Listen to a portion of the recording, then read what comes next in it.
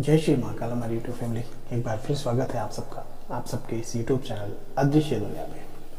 महादेव आप सबको स्वस्थ रखे, आप सबका प्यार सहयोग बस ऐसे ही आप सबके इस भाई के चैनल को मिलता रहे, बस यही प्रार्थना है।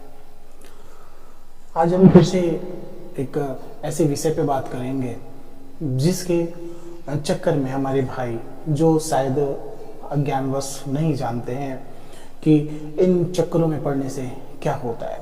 हमने पहले भी वीडियो बनाया है और जो शायद हमारे भाइयों के काम का था, लेकिन फिर से मेरे पास कुछ कॉल आए और आते भी हैं, तो मैं भाइयों का, अपने जो हमारे भाई हैं उनका हम बुराई तो नहीं करें, लेकिन हम कहीं ना कहीं जो और हमारे मित्र भाई बहन जो भी अगर इस प्रकरण में फंस रहे हों, ऐसे बातों के जाल में फंस रहे हों, तो उनको बचाने की कोशिश है। आज हम बात करेंगे जो शायद दिखता नहीं है, जो अदृश्य है, जो हमारे बगल में ही है लेकिन हमें नहीं दिख सकता। क्या ऐसी चीजें होती हैं? क्या है अदृश्य शक्तियों का खेल? हम बात कर रहे हैं तांत्रिक भाषा में गणंत कहते हैं और धरोहर भी बोलते हैं, दफीना भी बोलते हैं। हम बात कर रहे हैं धरती के नीचे दबे हुए धन की। हम बात कर रहे हैं धरती के नीचे दबे हुए पैसे रुपयों की, जिस पे कहते हैं कि अदृश्य शक्तियां वास करती हैं, जिस पे कहते हैं कि जिन जिन्नात भूत प्रेत पिशाच और भी ऐसी शक्तियां वास करती हैं। कितनी सच्चाई है इन बातों में? क्या वास्तव में ऐसी शक्तियां इन चीजों पे वास करती हैं? क्या ये हमें मिल सकता है? क्या करना होता है इनको पाने के लिए? ऐसी बहुत सारी बातें, बहुत सारी जाल हैं जिन पे कहीं ना कहीं हमारे भाई और हमारी माताएं बहनें, बहुत ऐसे लोग हैं जो कुछ ढोंगियों के चक्कर में फंस जाते हैं और कहीं ना कहीं परेशानियों के शिकार हो जाते हैं, मजबूरियों के शिकार हो जाते हैं और मजबूरियों का फायदा वो ढोंगी उठा के चले जाते हैं। उनको उससे नहीं मतलब कि आप वो पैसे कहां से ला रहे हो, उनको बस इससे मतलब है कि उनका कार्य हो जाए। वो जिस लिए आपके पास आए, जिस उद्देश्य से आए, वो उद्देश्य पूरा हो जाए।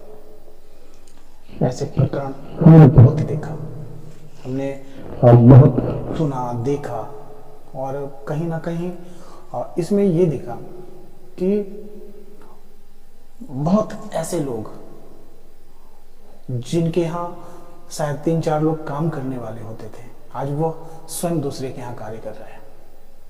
इसके पीछे का कारण यही है बस कि लालच अच्छी चीज है। परिश्रम करके कमाना, मेहनत करके कमाना और प्रभु पे विश्वास रखना। उसने अगर आपको भेजा है तो व्यवस्थाएं भी बनाई है। हमने बहुत देखा। एक सच्चा वाक्य आपको बता रहा हूं। वीडियो बड़ा हो सकता है, आपको शायद अच्छा ना लगे, लेकिन आपके काम का है। ये सच्ची घटना मैं बता रहा हूं। एक बहुत बड़े मेडिकल स्टोर के मालिक, जिनके यहाँ करीब 7-8 लड़के काम करते थे, खेती गृहस्थी संपन्न परिवार, बड़ा घर, वह इन चक्करों में पड़ के, इन क्रियाओं के चक्कर में पड़ के, ये ऐसी मायावी दुनिया है कि अगर आप इसमें उलझ गए तो माया अपनी जाल में ऐसे फंसाएगी कि आप बर्बाद हो जाएंगे।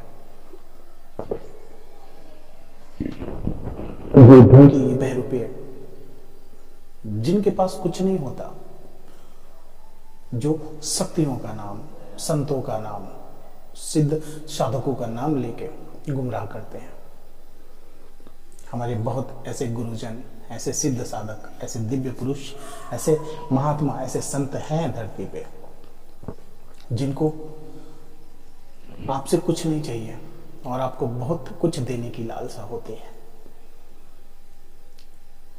जो महादेव का साधक हो, जो देवी का साधक हो, महादेव तो स्वयं बहुत कुछ देते हैं।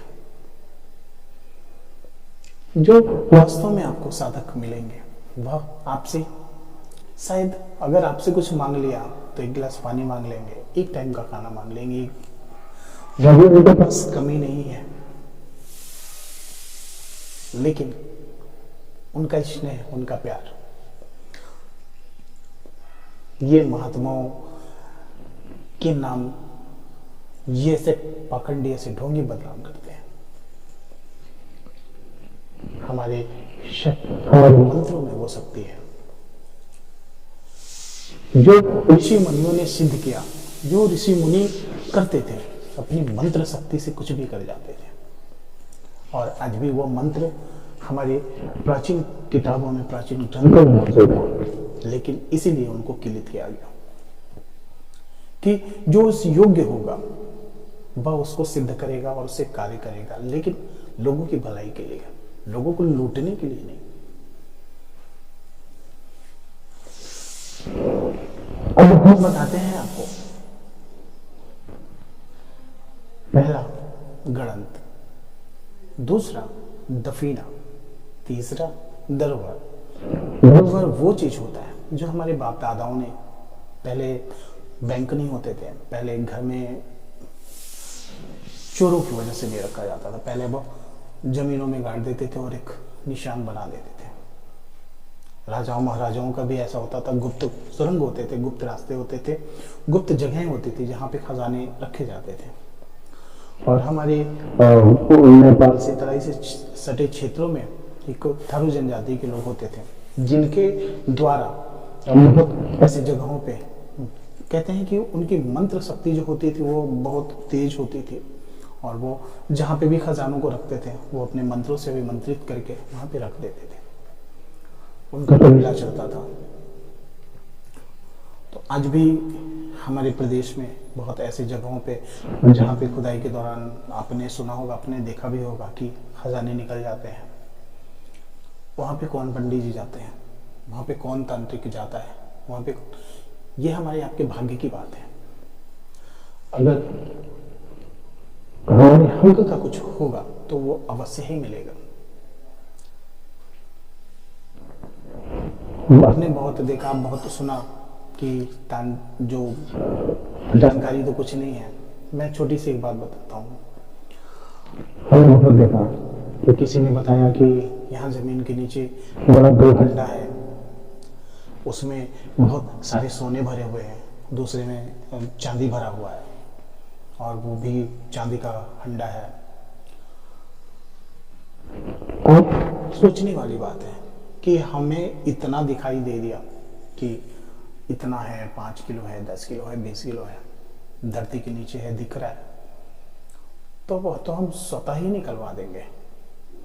वह तो ये बताने वाला स्वतः ही निकलवा देगा। वह तो खुद इतना तपस्वी होगा, इतना जानकार होगा कि वो तो बस चुटकी बजाते निकाल देगा। ये मूर्ख बनाने वाली बात है। हमने देखा भी है।